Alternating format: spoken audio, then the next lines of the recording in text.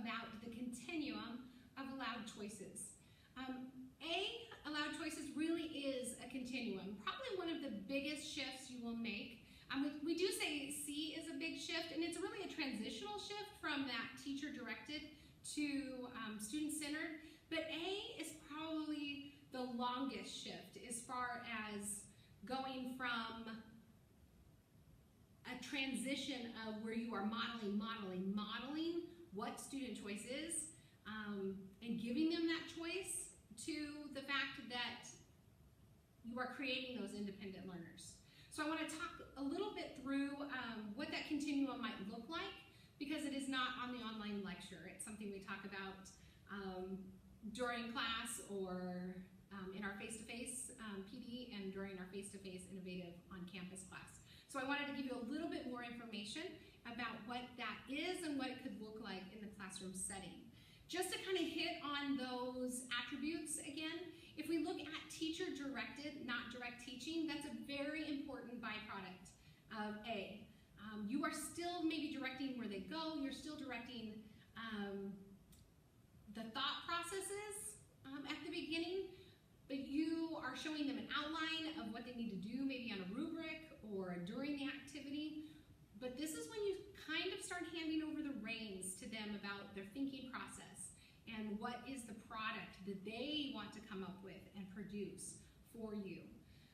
Student choice, it's that feeling of choice, that feeling of control that they are starting to get in these lessons that is going to get you that buy-in and engagement.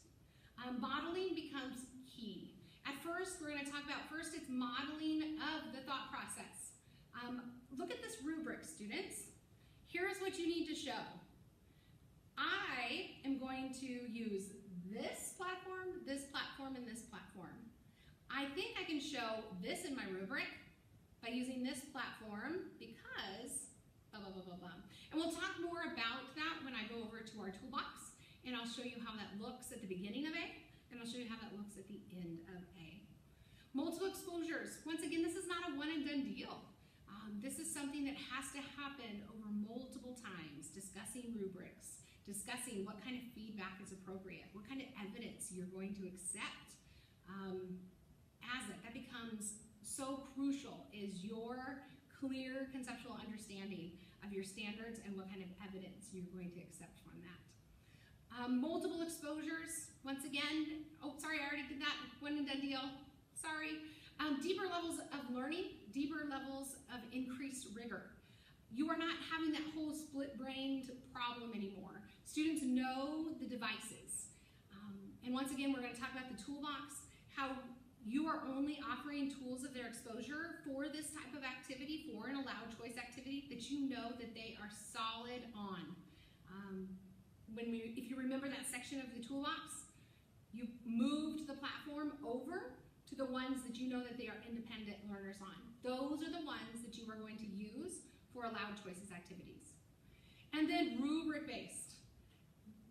These activities towards the end probably need to be rubric-based. It does not mean they always have to be. It might be at the beginning of a lesson, or this could be a class 45, 50-minute activity. I hand out pieces of organelles that are all pieces of a cell.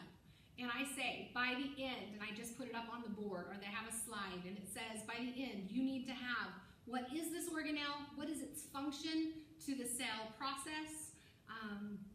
And I have 3 things that have to be on it. Basically, that is my rubric. But then I'm going to give them 3 platforms that they can choose to evidence that learning on. So, let's go over to the toolbox, and I'll show you what this looks like in the classroom. Okay, so what does this look like in action in the classroom? You'll notice that my toolbox looks a lot different than it did when we were first introducing the toolbox. I had most of my platforms down here, and I was showing you what it looked like to introduce those into the classroom. This is kind of what your toolbox would look like as you're approaching A lessons. Now this is probably more of what it would look like towards the end of A, because you do not have to wait until they are independent learners on this many before you introduce an A lesson. In fact, when you have 3 or 4 or 5 independent platforms that make sense for a lesson, I would start introducing the independence and choice of having the lesson on a smaller scale. So what would this look like? If I were to have that organelle example that I was talking about earlier, and I was handing out different pieces of organelles to the class, maybe it was a group project. An A doesn't have to be individualized. It could be a group or individualized.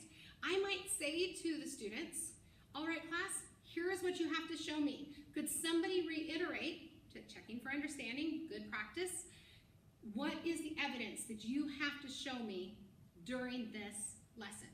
Because we want to go back. They're not used to process. They're not used to that justifying answers or that evidence word. So we're having to build that in. That's new over the last couple years. So what is the evidence you need to show me? Have them reiterate that. Okay, so the beginning of A, you are going to make those choices for them. They still get choice, but you are going to make those choices for them and model how they might show that evidence. So the beginning of A, I might say, okay, so your choices today are, let's do book creator. By the way, when you first get these, little side note, you can have a cheat, and so on the back, you can have what system it runs on. Here's iOS, and then right here you have Telegami. So you can have cheat sheet. So I might say, okay, so you're gonna have, let me move this over just a little bit. You're gonna have book creator as a choice. You're gonna have Telegami as a choice. And you know what? I'm gonna give you Adobe Voice, which is now called Adobe Spark Video, as a choice. Those are your three choices that I think you can accomplish this task. Let me tell you why I think you can accomplish this task. Book creator, it says here on the board or the rubric that you need to show your organelle and you need to show this, this, and this. So-and-so, Johnny, could you tell me how you think you might evidence those using book creator? And you're going to have the students process each platform showing you how they might evidence their work showing each of these platforms. That would be the beginning stages of A. So you are systematically walking them through how to learn an evidence process showing some of these platforms. But you've given platforms you know that they can be successful in evidencing that learning with. All right, so end of A. Now obviously this is a continuum. And so there's steps in between. And so end of A might go something like this. Boys and girls, our students. These are, we've gone through the evidence. You know what you need to show me. You need to show me evidence that you know what your organelle piece is. You need to show me this, this, and this, and this. We've gone through. You know what that evidence is. Johnny, I'm going to pick on Johnny again. Johnny, what platform do you think you can use to accomplish this task? No longer am I choosing that. I am asking a student to use what he knows, because this is a continuum. We've been doing A activities for a while. I feel comfortable enough asking, because I know they are legit on these, which ones do you feel? And he will then say, you know what? I might try using chatter picks. I might try finding pieces of different organelle pictures, and I might make those pictures talk to me and tell me what each function of those parts of them do. And I'll say, Johnny, that could be a very funny and creative task for us to watch. Sounds good, I can't wait to see it. Susie, what platform would you like to do that? And she says, you know, maybe Susie's a more linear thinker, and so she's gonna say, you know what, I think I'm gonna use Poplet. Poplet, I can make a graphic organizer, and my group can collaborate, and we can each take a piece of what you want us to show you, and we can get busy on it. You know what, Susie, that sounds like a great idea. Does everyone kind of agree with that? So what you've done is you've taken yourself from the person who's giving them things to be effective to giving them the control, and they're starting to think that way. You might have a student who says, you know what, I want to use this, and you may not even think it's the best choice. But you know what? Sometimes if you know they have two that are pretty decent choices, sometimes you give in to that, because even though you may not think it's the best choice, they might surprise you.